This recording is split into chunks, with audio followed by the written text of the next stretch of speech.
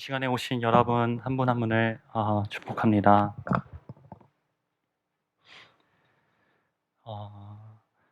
죄송한 말씀을 먼저 말씀드리기보다는 짧은 간증을 먼저 드리도록 하겠습니다.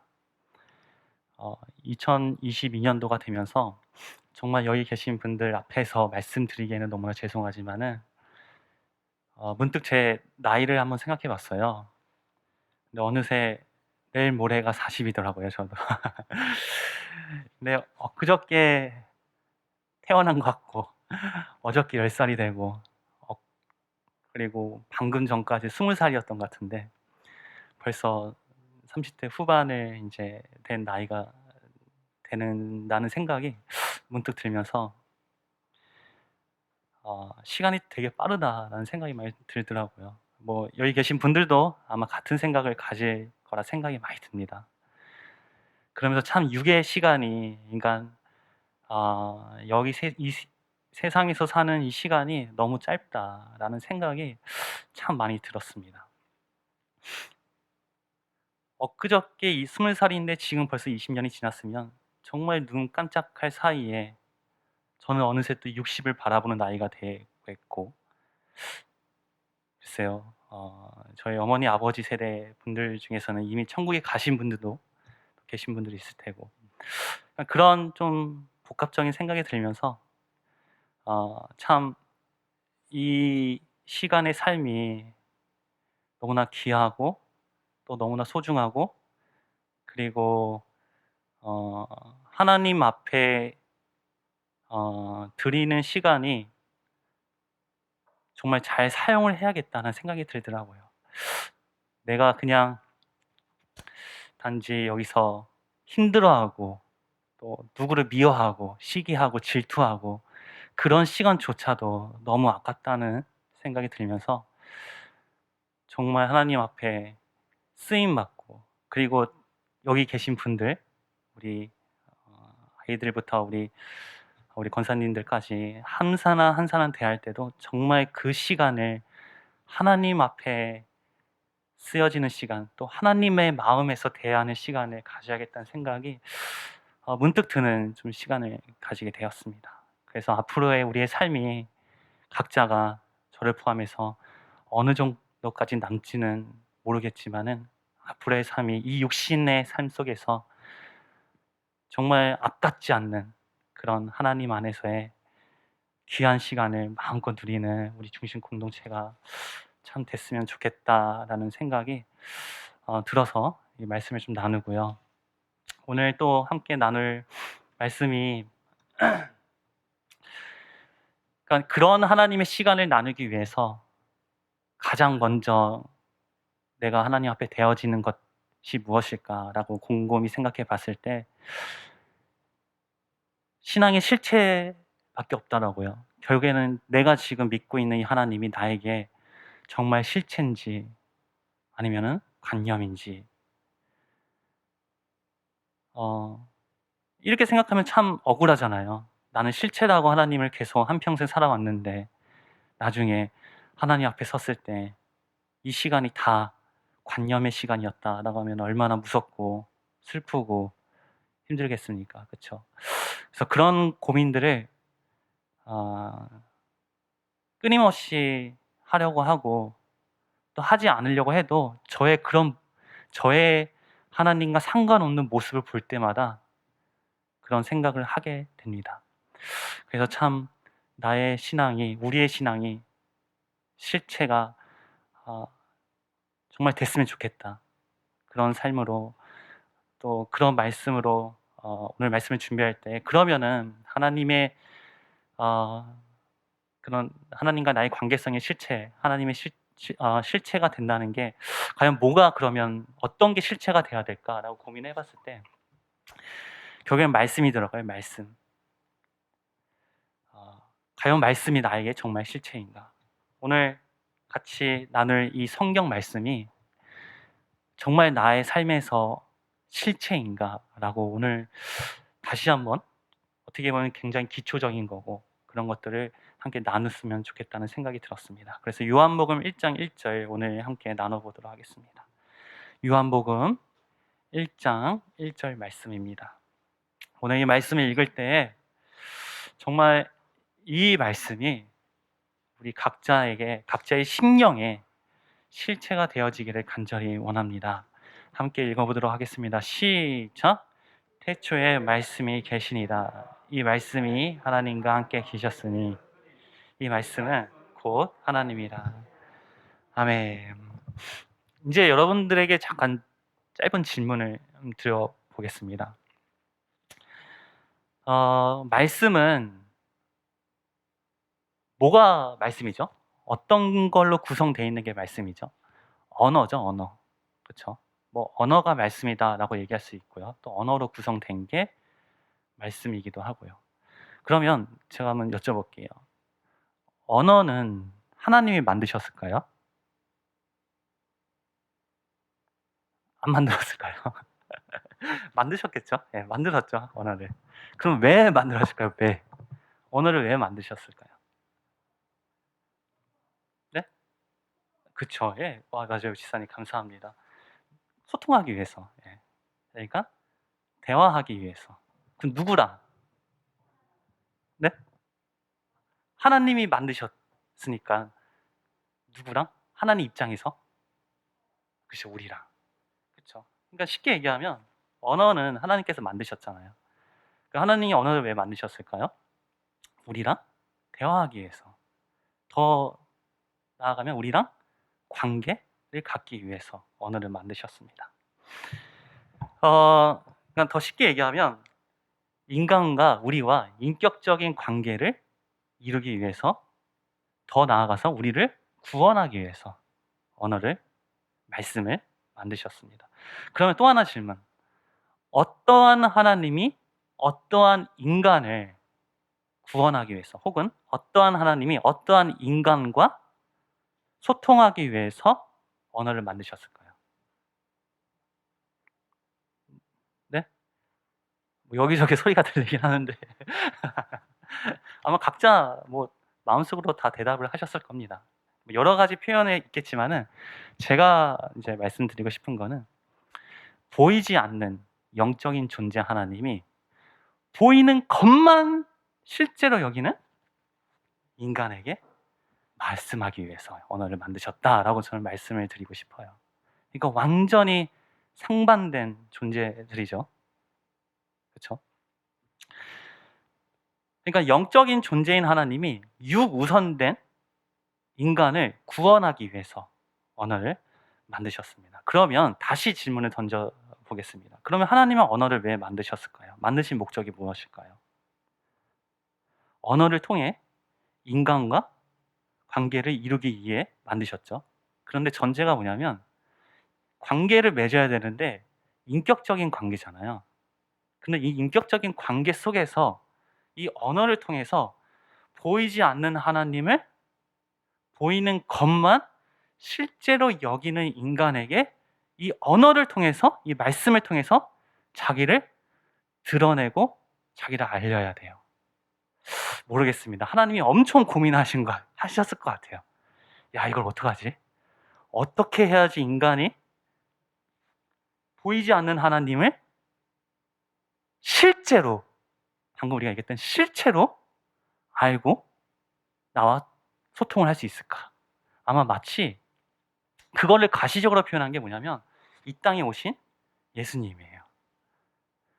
이 땅에 유대인의 왕이 오셨어요. 그런데 사람들은 어떤 유대인의 왕을 기다리고 있었냐면은 굉장히 육적으로 뛰어난 왕.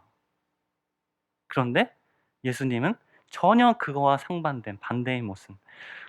베들레헴, 그 총구석 베들레헴에서, 그것도 구유에서 태어나시기도 하고, 예루살렘 입성할 때는 나귀의 새끼를 타고 입성을 하기도 하고, 그리고 예수님의 공생의 삶을 보면은 맨날 죽겠다 나는 소개하고, 육적인 메시아에서 전혀 상반된 그런 모습으로 이 땅에 오신 그 예수님, 결국에는 그 성육신하신 예수님이 자기의 육의 모습인 이 모습이 메시아가 아니라 그 예수님 안에 있는 하나님, 즉 예수 그리스도가 진짜 하나님이라는 것을 알리기 위한 그 목적이 가시적으로 나타난 게 이 땅에 오신 예수님이다라는 것이죠. 그러면 그것에 똑같은 표현된 게 바로 말씀입니다. 말씀.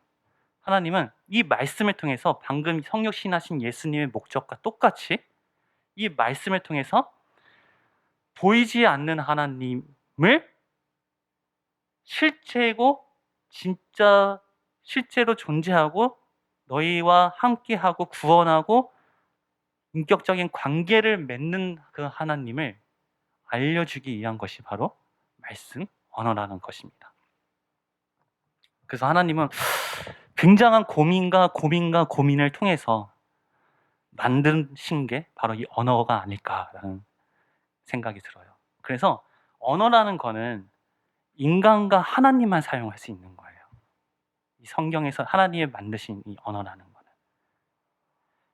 자, 그러면 이 언어, 그렇죠? 언어는 그 몇 가지 언어의 종류를 한번 좀 살펴보도록 하겠습니다. 그럼 언어라는 거는 하나님의 말씀 있죠. 하나님의 언어가 있죠. 또 하나는 인간의 언어도 있어요. 그러니까 이 언어는 하나님만 사용하면은 괜찮은데 이 언어를 인간도 사용하는 거예요. 인간도. 이게 문제라는 거죠. 그럼 하나님의 언어와 인간의 언어에 대해서 한번 살펴보도록 하겠습니다.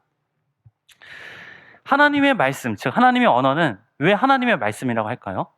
누구에게서 나왔기 때문에? 하나님에게서 나왔기 때문에. 그래서 하나님의 언어는 하나님의 말씀이라고 하고 이걸 로고스라고 또 얘기를 합니다. 근데 중요한 게 뭐냐면 하나님의 말씀은 어떤 하나님의 말씀이냐면 전지전능하신 하나님의 말씀이자 언어예요. 이 말이 무슨 말이냐면 전지전능하신 하나님의 말씀이고 언어이기 때문에 헛소리를 못해요. 이해가 되세요? 자, 인간은 이 소리를 내죠. 이런 소리를 낼 수 있어요. 아무 의미 없는 소리, 아무 의미 없는 언어를 낼 수 있습니다. 네, 아무 의미가 없는, 그렇죠? 외계어 같은 거. 근데 하나님은 절대 이걸 못 내세요. 왜? 전지전능하신 하나님이기 때문에. 그래서 전지전능하신 하나님의 말씀이라는 것은 그럼 이 말씀 안에 뭐가 있냐면은 하나님의 말씀하신 의도와 목적과 이유가 반드시 그 말씀 안에 있다는 거예요. 왜? 전지전능하신 하나님이기 때문에. 근데 인간은 목적과 이유와 의미 없이 소리를 낼 수 있어요. 언어를 할 수가 있어요. 전지전능하지 않기 때문에. 이해가 되세요? 그래서 이 말씀은 반드시 여기 안에 뭐가 있다? 하나님의 목적과 이유와 의도가 있다. 그러면 이거를 하나로 얘기하면 하나님의 인격체가 들어있다라고 볼 수 있는 것이죠. 그러니까 하나님의 말씀 안에는 뭐가 있다? 하나님의 인격체가 있다. 다시 얘기해서 하나님 자체가 있는 거예요. 하나님 자체가.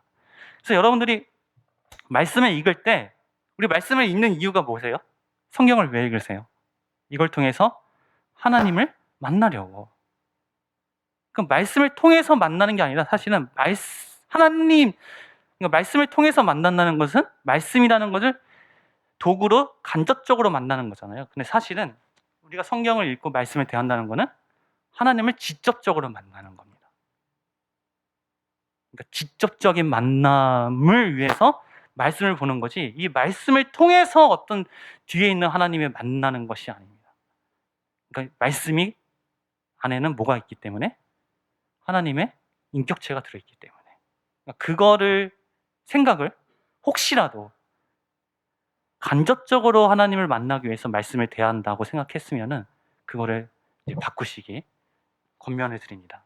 그냥 하나님을 만나기 위해서 나는 말씀을 본다. 그래서 여러분 창세기 1장 1절 태초에 하나님이 천지를 창조하시니라. 뭘로 창조하셨죠? 말씀으로 창조하셨어요. 그럼 말씀으로 창조하셨다는 것은 창조물에 뭐가 있다? 의도와 이유와 목적이 있다는 거죠. 이제 이해가 되시죠? 그냥 무조건 말씀으로 뭐를 창조했기 하나님이 창조했기 때문에 그냥 의도와 뭐 이유와 목적이 있겠지가 아니라 그럴 수밖에 없어요. 왜냐하면 하나님의 말씀, 그러니까 하나님 자체가 뭔가를 창조했다면은 반드시 거기에는 뭐가 있다? 이유와 의도와 목적이 있다. 그러면 하물며 이 세상 만물을 그렇게 하나님이 이유와 목적과 의도가 있게 창조하셨는데, 그러면 하나님의 궁극적인 창조물인 우리는, 하나님의 형상대로 창조된 우리는 얼마나 큰 의도와 이유와 목적이 있겠습니까? 그렇죠? 그 존재들이 다 저고 여러분들이라는 것이죠.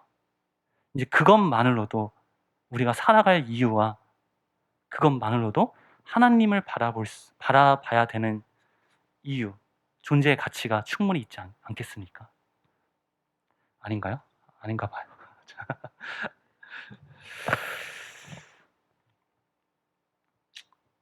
그래서 오늘 요한복음 1장 1절을 요한복음 1장을 다시 한번 나눠보려고 합니다. 요한복음이라는 것은, 요한복음 1장은 말씀장이라고 볼 수도 있어요. 로고스장이라고 하죠.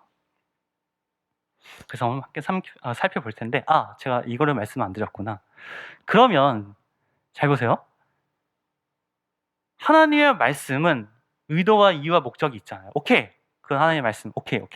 그러면 인간의 입장에서는 이 언어를 어떻게 사용하게 될까? 그러니까 인간도 하나님의 말씀을 하고 싶어요. 그렇죠? 분명히 하길 원하죠.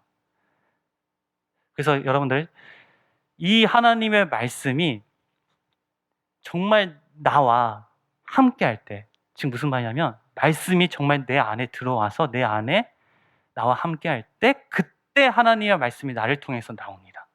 그거를 간증이라고 하는 거예요. 그거를 기도라고 하는 것이고. 그래서 간증이라는 것은, 우리가 간증 쓰잖아요. 그러니까 뭐 다양한 사건들과 많은 이야기들이 있겠지만 가장 근본적인 의미가 뭐냐면, 우리의 간증은 그 안에 뭐가 있어야 된다? 반드시 하나님의 인격이 있어야 된다. 인격체가 있어야 된다. 그러니까 하나님이 있어야 된다. 하나님이 드러나야 된다. 물론 외적으로 표현된 것은 다양해요. 하지만은 그 안에, 그 중심 가운데 반드시 하나님이 드러나는 게, 그게 간증이고 그게 기도입니다. 그러면 만약에 그런 하나님의 말씀이 내 안에 심령이 없는 상태에서 할 수도 있잖아요. 그렇죠? 외적으로 보이는 간증이나 은혜로운 얘기들. 그러니까 외적으로 봤을 때는 굉장히 은혜로운 간증이지만은 결국엔 그건 뭐다? 더 심하게 얘기하면 하나님의 인격체가 없는 그냥 나의 말. 더 심하게 얘기하면 사탄의 말이죠. 그게. 그러니까 하나님의 말씀이 정말 내 안에, 하나님의 로고스가 정말 나의 로고스가 돼서 내 심령 안에 들어왔을 때, 그때 하나님의 역사로 그 말씀이 드러난다. 우리 인간을 통해서. 그게 바로 간증이고 기도라고 할 수 있습니다. 자, 그래서 요한복음 1장을 우리 이 말씀의 관점으로 다시 한번 살펴보도록 하겠습니다. 1장 1절부터 쭉 보도록 할게요. 제가 읽겠습니다. 태초에 말씀이 계시니라. 이 말씀이 하나님과 계셨으니 이 말씀은 곧 하나님이시니라. 자, 여러분도 알다시피 성경에는 이 태초라는 의미가 두 가지 의미가 있어요. 창세기 1장 1절에 태초에 하나님이 계시니라.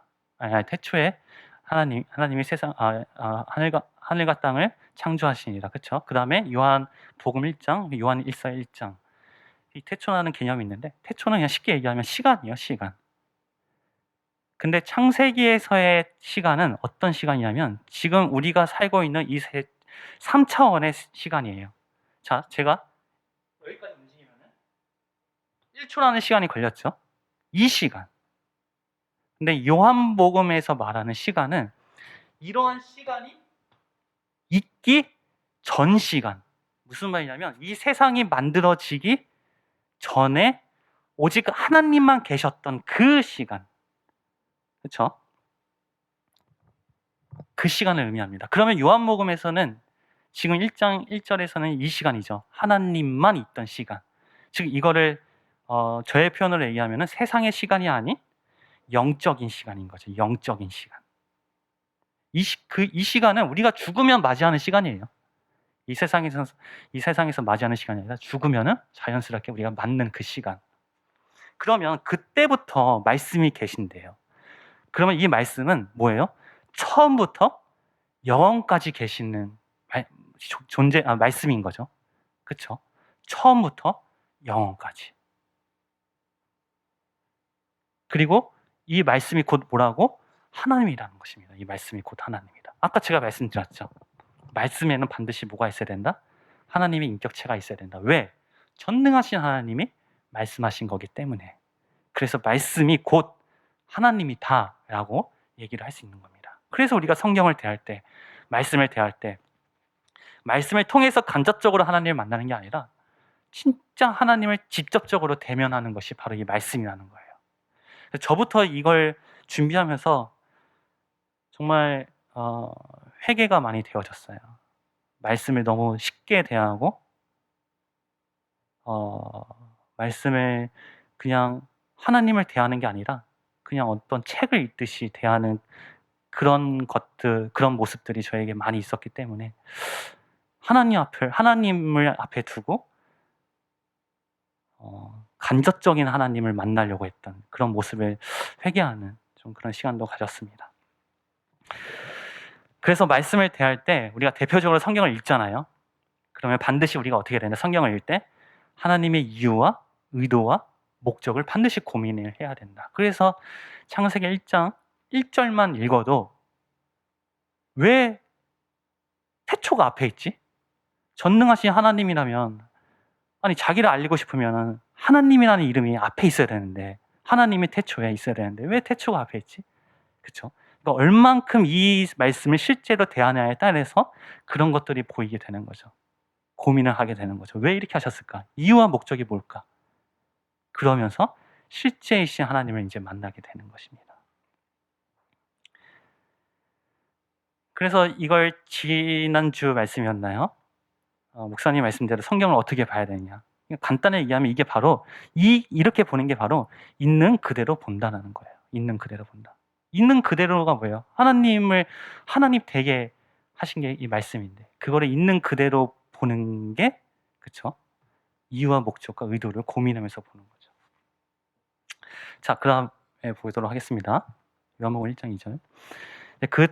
그가 태초에 하나님과 함께 계셨고 그다음 만물이 그로 말미암아 지은 바 되었으니 지은 것이 하나도 그가 없이는 된 것이 없느니라. 그쵸? 아까 말씀드린 대로 모든 세상 만물은 다 이 말씀으로 되어졌고 그 중에서 가장 궁극적인 창조물이 우리 또한 하나님이 우리를 창조하셨다는 것이죠. 그것도 말씀으로. 그래서 자 이거 한번 보세요. 여기서 제가 드는 생각이 뭐냐면 말씀으로 우리를 창조했다는 거. 말씀으로 여러분을 창조했고 우리를 창조했다는 것은 이게 창세기 2장 7절을 가리킨다는 생각이 많이 들더라고요. 말씀이 우리를 창조했다는 것은 말씀이 우리와 하나님의 형상대로 창조했던 것은 말씀이 우리 안에 있게 창조한 거거든요. 그렇죠? 하나님 자체이기 때문에. 그래서 창세기 2장 7절에 생명의 모습 1장 27절 28절 말씀에서 하나님의 형상된 모습 그게 결국엔 말씀이 우리 안에 계시는 것이죠. 그게 바로 우리라는 것입니다. 자, 그다음 창세기 2장 1장 4절이요. 근데 그 안에 뭐가 있어요? 생명이 있다는 거죠. 이 생명은 사람들의 빛이라. 그러면 자, 어디에 생명이 있어요? 말씀 안에 생명이 있다. 이 생명이 뭐예요? 곧 하나님이고 이 생명이 곧 사람들의 빛이라는 것입니다. 그래서 하나님의 빛이 사람을 비춘다는 것은 이렇게 한번 생각해 봤어요. 하나님의 빛이 우리를 비치고 계신다는 것은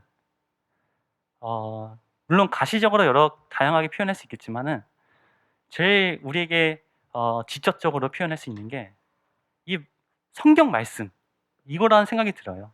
그러니까 이 성경 말씀이 우리로 하여금 읽혀지는 것 이해가 돼요? 읽혀지는 게 하나님의 빛이 나를 지금 비추고 있는 것이죠. 성경은 우리가 다 갖고 있잖아요.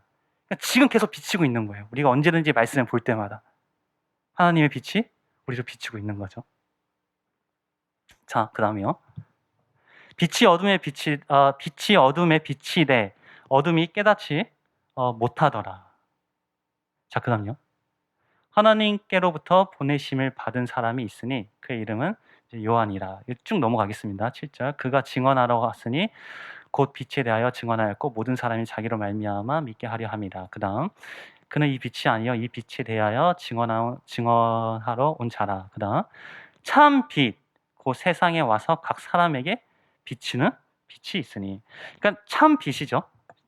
그러니까 하나님의 말씀이 어디에 왔어요? 각 사람에게 비춘다는 것은 어디에 왔어요? 우리에게, 이 세상에 왔다는 것이죠. 그래서 우리에게 왔다는 것이죠. 그래서 실제적으로 하나님의 로고스가, 하나님의 말씀이 어떤 로고스가 된다? 인간의 로고스가 되는 모습입니다. 무슨 말이냐면 이제 이 말씀이 실제적으로 우리에게 온 거예요. 그러니까 모든 사람이 다 말씀을 알죠. 그렇죠? 여기 계신 분들 다 말씀이 알잖아요. 우리가 이것을 다 지식으로 갖고 있잖아요. 어떤 내용이 있고 예수님이 어떤 분인지 구원이 뭐고 이 말씀 우리는 다 알고 있습니다. 그렇죠? 그러니까 우리도 하나님의 말씀을 알고 듣고 깨닫고 또 이 말씀을 어떻게 해요? 전하고 또 생활 가운데 적용하고 또 우리가 각자 간증이라고 하면서 또 이 말씀을 간증을 하기도 합니다. 그러니까 이 말씀이 이제 우리에게 막 비춰진 거예요. 그렇죠? 그 다음에 10절. 그가 세상에 계셨으며 세상은 그로 말미암아 지은 바 되었으니 세상이 그를 알지 못하였고, 그 다음 자기 땅에 오매 자기 백성이 영접지 아니하였으나. 문제는 이거입니다. 이제 우리가 지금 얘기했어요. 분명히 이 말씀들을 하나님의 로고스, 이 말씀이 우리의 말씀이 됐어요. 이제 다 우리가 알고 있고 생활 가운데 하고 있어요. 근데 중요한 게 뭐냐면 영접하지 않은 거예요. 깨닫지 못하는 거예요. 세상이. 무슨 말이냐면 말씀이 실체가 안 된 겁니다. 다 비추고 있어요. 하나님은 이 땅을 다 비추고 있어요. 지구를 다 비추고 있어요. 이 세상을 다 비추고 있습니다. 그런데 이 빛을, 이 말씀을 진짜로 받아들인 사람이 또 있다는 거예요. 받아들이지 못한 사람도 있는 거고. 요한복음 17장 3절 말씀으로 제가 얘기하면 영생은 참 하나님과 그를 보내신 예수 그리스도를 아는 것이 영생이라고 했잖아요. 그렇죠? 아는 것이 영생이다. 근데 제가 말씀드렸죠? 첫 번째 아는 건 뭐예요? 지식으로 아는 거, 육적으로 아는 거. 근데 이것도 반드시 필요합니다. 두 번째 아는 건 영적으로 아는 거, 관계를 아는 거. 그러니까 말씀에 비춰지고 이 말씀을 우리가 생활 가운데 적용하고 막 나누고 고백하고 하지만은 이거는 다 어디다? 지식으로 아는 거예요. 지식으로 유일하신 참 하나님을 아는 거고 예수 그리스도를 아는 겁니다. 실체가 안 됐기 때문에 기노스코가, 그러니까 관계가 안 됐기 때문에 영접하지 못하고 있는 거죠. 깨닫지 못하고 있는 거죠, 지금. 근데 여기서 보면은 10절에 다시 한번 10절. 세상이 그를 알지 못하다. 그쵸? 세상이 그를 알지 못하다라의 원문으로 보면은 이 알다는 것은 기노스코입니다. 헬라어로. 무슨 말이냐면 관계. 아까 요한복음 17장 3절에서 유일하신 참 하나님과 예수 그리스도를 아는 것이 영생이라고 할 때 그 아는 것. 관계. 그러니까 육에 아는 것이 아니라 영으로 아는 것이에요. 여기서 아는 것은. 근데 그것을 알지 못한대요. 그러니까 관계가 되지 않았다는 거죠. 근데 여기서 너무나 중요한 게 뭐냐면 여기서 못하였고 나오죠. 못하였고. 못하였다는 것은 하려고 하는데 못하는 거예요. 내 능력이 없어서. 영어로 하면 can not이죠. 근데 이걸 헬라어 원문으로 보면은 can not이 아니라 do not이에요. do not. 무슨 말이냐면 안 하는 거예요. 안 하는 거. 못하는 게 아니라 알지 않는 거예요. 더 얘기해서 안 한다는 것은 뭐냐면 내가 하기 싫어하는 거죠. 하고 싶은 마음이 없는 거죠. 무슨 말이냐면 말씀은 지금 비춰지고 있어요. 빛은 비춰지고 있습니다. 말씀은 우리에게 왔습니다. 근데 이 말씀을 진짜로 실제이신 예수 그리스도를 만나기 원하는 마음이 없다는 것입니다. 그래서 깨닫지 못한다는 거예요. 하나님을 만나지 못한다는 것입니다. 그러니까 정말로 하나님을 만나고 싶어하는 마음이 없는 거죠. 저는 이거 준비하면서 되게 또 고민을 하게 됐습니다. 정말 내가 하나님을 알고 지금 이 말씀을 나름 굉장히 알고 싶고 정말 하나님을 영접하고 싶고 정말 하나님과 관계성을 이루고 싶지만은 근데 이게 정말 내 마음에 하나님이 원하시는 그 원하는 마음, 내가 정말로 그냥 내 육적으로 원하는 마음이 아니라 정말 하나님의 영적으로 원하는 그 마음이 아닌가? 그런 고민을 많이 해봤어요. 그러니까 이런 것들을 우리가 한 번쯤은 고민할 필요가 있다는 것입니다. 분명히 이 빛을 받는 사람, 이 세상은 분명히 다들 좋아했을 거예요. 아, 나도 받고 싶습니다. 그랬을 거예요. 그리고 빛을 사랑하고, 그쵸? 우리가 말씀을 나누고 고백하고 말씀을 듣는다는 것은 뭐예요? 말씀을 듣기 원하는 마음이 있잖아요. 근데 그 원하는 마음이 정말로 하나님이 원하시는 마음이냐? 가인과 아벨의 사건처럼 가인과 아벨도 하나님을 사랑해서 다 제사를 드렸죠. 가인 또한. 그런데 차이가 뭐였어요? 그 마음의 차이였어요. 하나님이 원하시는 마음이냐 아니면 자기가 그냥 원하는 마음이냐. 똑같습니다. 그렇죠? 그 다음에 12절 영접하는 자, 곧 그 이름을 믿는 자들에게는 하나님의 자녀가 되는 권세를 주셨으니. 자, 이제 이제 결론입니다. 자, 영접하는 자, 그 이름을 믿는 자는 어떤 모습이냐면 하나님의 말씀이, 즉 하나님의 로고스가 이제는 뭐가 됐다? 나에게 실체가 된 모습이에요. 실체가 된 모습. 그러니까 하나님의 말씀이 정말로 나에게 실체가 된 모습이 바로 영접을 하고 곧 그 이름을 믿는 자라는 것입니다. 근데 여기서 제가 문득 의문이 들었던 게 뭐냐면 왜 곧 그 이름이라고 했을까? 이름이라고. 지금까지 빛이나 뭐 말씀을 얘기했으면 곧 그 말씀을 혹은 그 빛을 혹은 하나님을 예수 그리스도를 뭐 그렇게 다양한 표현을 했는데 왜 굳이 그 이름이라고 했을까? 제가 깨달은 거는 이렇습니다. 하나님께서 아담을 창조를 하시고 나서 홀로 독처하는 것이 좋지 않기 때문에, 그쵸? 하와를 만드시기 전에 누구를 붙여주시죠?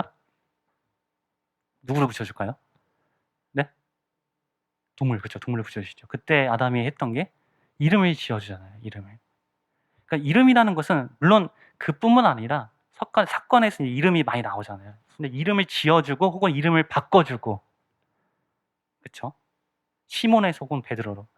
그러니까 기본적인 전제가 뭐냐면 관계성입니다. 관계성. 관계를 갖기 위한. 그래서 그 이름을 믿는 자라는 것은 하나님께서 그러니까 하나님과 나와 관계성의 의미를 강조를 하기 위해서 그 이름이라고 하지 않았나는 생각이 드는 거죠. 그러니까 믿음이라는 것은, 그 이름을 믿는다는 것은 뭐예요? 예수 그리스도와 내가 실제적인 관계를 갖는 것이 그 이름을 믿는 자다라고 볼 수 있는 것이죠. 근데 중요한 게 뭐냐면 그 이름을 믿으면 다 구원을 받나요? 그럼요. 요한복음 2장 23절에 보면은 유월절에 예수께서 예루살렘에 계시니 많은 사람이 그 행하시는 표적을 보고 그 이름을 믿었으나 라는 말씀이 있습니다. 근데 그 이후에 어떻게 하냐면 예수님이 떠나가세요. 그 사람들을. 그러니까 그 이름을 믿는 것에 초점이 있는 것이 아니라 아까 말씀을 드렸다시피 하나님의 관점으로 하나님이 원하시는 마음으로 그 이름을 믿어야 되는 거죠. 그러니까 요한복음 2장 23절들도 요한복음 2장 23절에서 증거하는 유대인들도 하나님과 관계를 가진 거예요. 하나님과 관계를. 근데 이 관계는 어떤 관계? 가인과 아벨로 하면 가인의 관계인 거죠. 육적인 관계. 근데 12절에서의 그 이름을 믿는 자, 여기서의 관계는 어떤 관계? 내 영과, 정확하게 얘기하면 하나님의 형상대로 창조되어진 내 영과 하나님의 영이 하나가 된 관계. 그렇죠?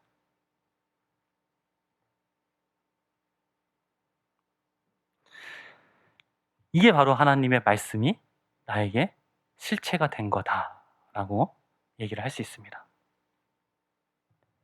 자, 이제 마지막입니다. 그러면 우리는 하나님의 말씀을 어떻게 받아들여야 되나? 그러니까 지금까지 제가 말씀드렸는데 이거를 부활하신 예수님의 관점으로 다시 한번 말씀을 드리도록 하겠습니다.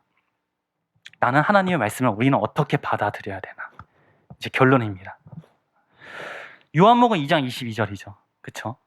죽은 자 가운데서 살아나신 후에야 제자들이 이 말씀을 기억하고 성경과 및 예수의 하신 말씀을 믿었더라. 안 찾으셔도 됩니다. 예. 다들 아시잖아요. 그렇죠? 우리 했던 거. 죽은 자 가운데서 살아나신 후에야.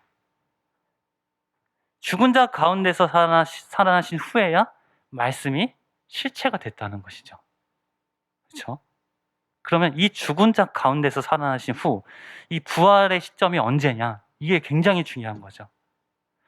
부활 후의 시간은 굉장히 많습니다. 예수님이 부활하셔서 그 마리아도 만나고 또 제자들도 만나고 다락방에 숨어있는 제자들도 만나고 도마도 만나고 엠마오에 가는 두 제자도 만나고 또 고기 잡으러 갔던 또 제자들도 만나고 굉장히 많은 시점들이 있잖아요. 그럼 언제냐? 그게 도대체 언제냐? 그 중에서 언제냐? 자, 요한복음 14장 26절 제가 읽도록 하겠습니다.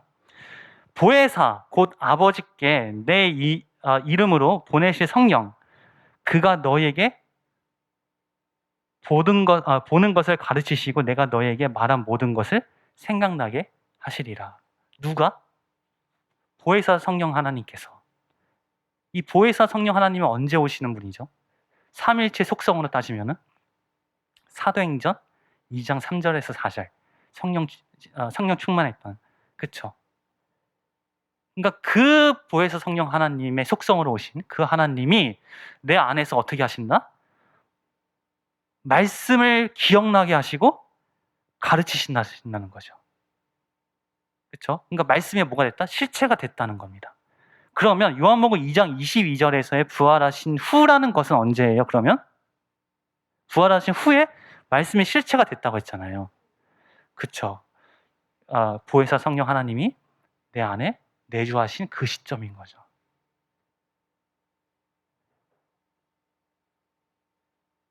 그래서 부활하신 예수님이 다라고 얘기를 할 때 이 안에 궁극적인 내포하고 있는 궁극적인 의미는 인간 안에 내주하시는 그 보혜사 성령 하나님.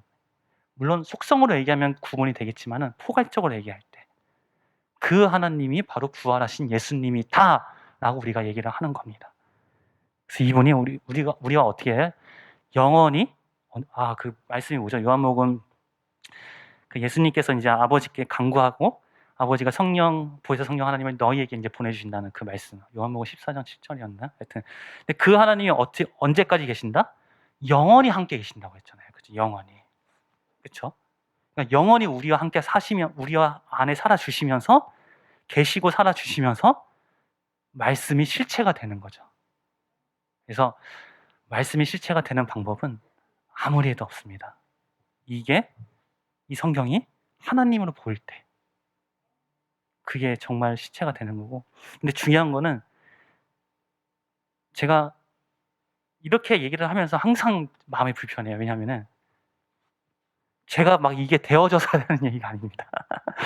저도 지금 이걸 너무나 간구하고 있고 안 되져서 저도 참 하나님 앞에 맨날 너무 힘들고 함께 하자는 제가 말씀으로 하나님 세워주셔서 대표로 얘기하는 거지 제가 막 되어져가지고 얘기하는 것이 절대 아닙니다. 그러니까 함께 우리가 정말 함께 이 말씀이 부활하신 예수님으로 보여지는 우리 공동체 또 그러한 한평생의 삶이 되기를 간절히 원합니다. 그래서 마지막으로 우리 부활표 띄워주시고요. 이 요한복음 1장 1절부터 12절을 좀 축약해서 좀 제가 다시 한번 조금 만들어 봤어요. 그 안에만. 글씨가 작아서 안 보이는데 제가 설명을 해드리겠습니다. 저 안에는 우리의 심령 상태예요. 심령 상태. 중간에 나는 보이죠? 그렇죠? 내 안에 제가 있습니다. 근데 이 안에 부활하신 예수님이 들어와서 자, 그 위에 뭐죠? 하나님의 말씀이 나와 함께 있는 상태. 그리고 그 옆에는 부활하신 예수님이 나와 함께한 상태. 그러니까 원래는 저기 안에 부활이 있었잖아요. 그 부활이 어떤 의미고 부활이 정확하게 뭔지를 조금 구분한 거예요. 구분. 다시 한번. 그러니까 부활이라는 것은 나와 하나님의 말씀이 함께한 상태. 그 옆에는 나와 부활하신 예수님이 함께한 상태. 그 옆에는 나, 즉 생명의 모습. 그 밑에는 결국에는 그게 임마누엘. 그래서 그 옆에는 그걸 또 어떻게 표현하면 동행, 에녹의 동행. 그리고 오늘 말씀으로는 그 이름이 나와 함께한 상태. 결국엔 누가? 하나님, 전지전능하신 하나님이 나와 함께한 상태가 바로 부활이고, 이 상태일 때가 그 바깥에 있는 이 말씀들이 이제 실체가 된다는 것입니다. 이런 원리를 우리가 잘 알고 함께 이 시간에 함께 마지막 선포하고 마치도록 하겠습니다. 근데 한 가지 더 중요한 게 뭐냐면, 이걸 하면서 이거를 선포를 했기 때문에 나는 이제 변했다가 아닙니다. 그러니까 선포를 하는 것 자체의 의미는 없어요. 그냥 선포하는 것 자체의 의미 두면 주문을 외우는 것과 똑같아요. 불교에서 나무하며 가는 자들 이거랑 똑같습니다. 주기도문 그냥 빨리 하늘에 계시냐고 똑같아요. 무슨 말이냐면, 이거를 하면서 우리가 왜 이게 정말 나에게 실체가 되고 신령이 되냐면, 이걸 선포를 하면서 정말 내가 하나님이 나의 주인이십니다. 난 정말 하나님밖에 없습니다. 이런 신령의 고백이 정말 하나님 앞에 고백하고, 혹은 나의 신령에 내가 내 신령에 고백을 한다는 진짜 그런 마음으로 하나님 앞에 하는 거지. 그래서 이걸 선포를 하는 거지, 그냥 아무 의미 없이 그냥 이걸 읽으면 다 되어지겠지가 아닙니다. 그런 마음으로 부활하신 예수님으로 인해서 난 이미 바뀌었다. 그러니까 실체다. 정말 하나님이 나의 주인이다. 라는 그런 가난한 신령이 전제해서 우리가 이걸 하는 겁니다. 자, 제가 선창을 하겠습니다. 근데 저는 조금 문장식으로 했어요. 저는. 그러니까 그냥 아멘, 아멘, 아멘만 해주시면 돼요. 부활하신 예수님으로서 하나님의 살아계심이 확증되었다. 하면 이제 아멘. 예. 예수님의 부활로 천국과 지옥이 나에게 실존이 되었다. 부활하신 예수님으로 하나님만이 나의 아버지시다. 부활하신 예수님이 나의 주인이시다. 부활하신 예수님이 나를 죄의 권세에서 구원하신다. 부활하신 예수님이 나를 사망의 권세에서 구원하셨다. 부활하신 예수님이 나를 마귀의 권세에서 구원하셨습니다. 부활하신 예수님으로 인해서 나도 부활했습니다. 부활하신 예수님으로 인해서 나의 옛사람은 다 죽었습니다. 왜냐하면 나를 향한 부활하신 예수님의 사랑을 확증되었기 때문입니다. 그 부활하신 예수님과 나는 한 생명이 되었습니다. 그래서 부활하신 예수님이 가지고 있는 모든 것들이 다 제 거입니다. 그래서 저는 모든 것을 가진 자입니다. 앞으로의 저의 삶은 부활하신 예수님을 전하는 사명자가 되었습니다.